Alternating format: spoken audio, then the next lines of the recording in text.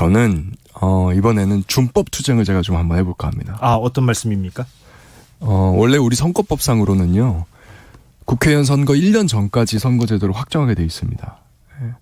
그리고 13개월 전까지 선거구를 획정하게 돼 있어요. 그러면 그럼 얼마 안 남았네요. 그렇죠. 원래 2024년 4월 10일이 지금 총선일 텐데 그러면 2023년 3월 10일까지 선거구 획정을 해야 돼요.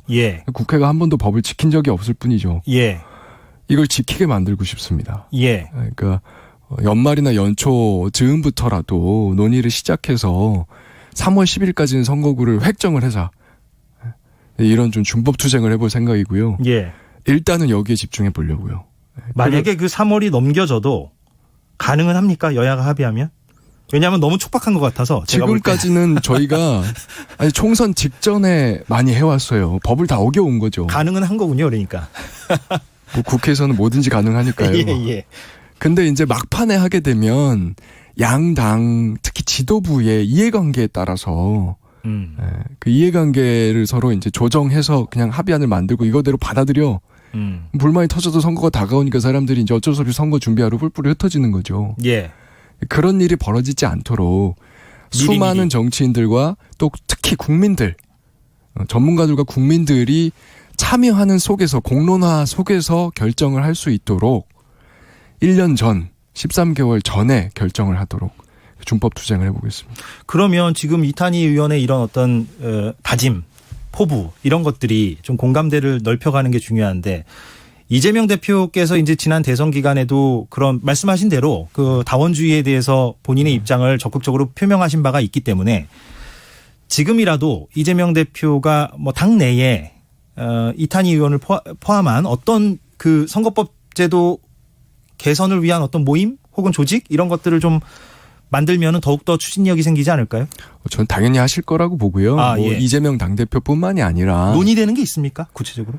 저희가 이제 정치교체 추진위원회라는 당내 기구가 공식적으로 전당대회 전까지 활동을 하고 있었고요. 이제 전당대회 직후에 여러 기구들을 정비하면서 지금은 약간 휴지기를 가지고 있는데 곧 활동을 다시 하게 될 거라고 이제 저는 알고 있고요. 이름이 다시 한번 정치교체 추진위원회. 정치교체 추진위원회. 정치교체라는 단어가 들어가 있군요. 그리고 저희 사실 민주당 입장에서만 말씀을 드리자면 저희는 퇴로가 없습니다. 지난 8.18 그 전당대회 때 저희가 정치교체 결의안을 채택했거든요. 전당원 투표로. 그 결의안에도 명시가 돼 있습니다. 내년 4월까지 국회의원 선거제도를 바꾼다. 다원주의 연합정치가 가능한 방식으로. 그리고 그게 당원 투표에서 93%의 찬성으로 통과가 됐습니다. 그러니까 저희 당은 이미 이것보다 더 높은 수준의 결의가 있을 수 없을 정도로 결의를 이미 한 상태고요.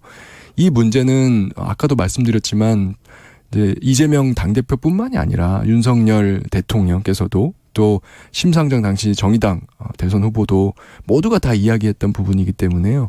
모든 정치 주체는 이 일을 반드시 해내야 될 저는 도덕적인 의무가 있다고 생각합니다. 그렇지 않으면 이제 국민들 앞에서 사기친 거죠.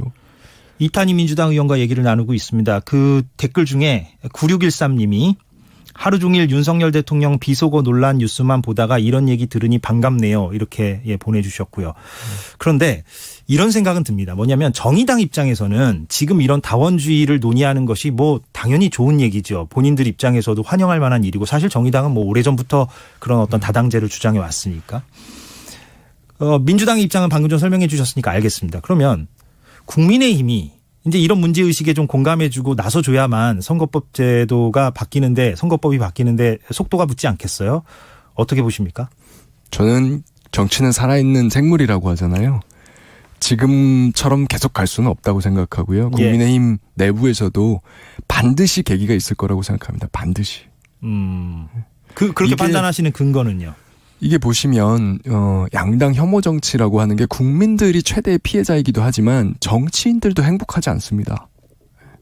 끝없이 상대에 대한 혐오 감정을 불러일으키는 이 정치가 사실 여기서 무슨 보람이 있겠으며 또 혐오 감정이라고 하는 거는 양날의 칼이거든요.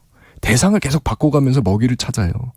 상대에 대해서 혐오를 만들었다고 자기가 생각하는 순간 사실은 그 혐오 감정 자체가 근 대한민국을 지배해버리는 거거든요. 그러면 나중엔 또 내가 대상이 됩니다. 그렇기 때문에 대통령 5년 동안 어떤 생산적인 일도 하지 못하고 끝나고 나서 구속되거나 이런 일들이 계속 반복되어 온 측면도 있는 거거든요. 그것에 대한 문제의식이 국민의힘에서도 당연히 있고요. 왜냐하면 야당도 해봤고 여당도 다 해봤고요. 또 예전에는 우리가 10년 주기설로 바뀌었지만 이게 5년으로 더 짧아지고 있지 않습니까? 그래서 분명히 그 문제의식도 있고요. 그게 수면 위로 폭발하는 순간이 저는 반드시 온다. 피할 수 없을 거다. 확신합니다.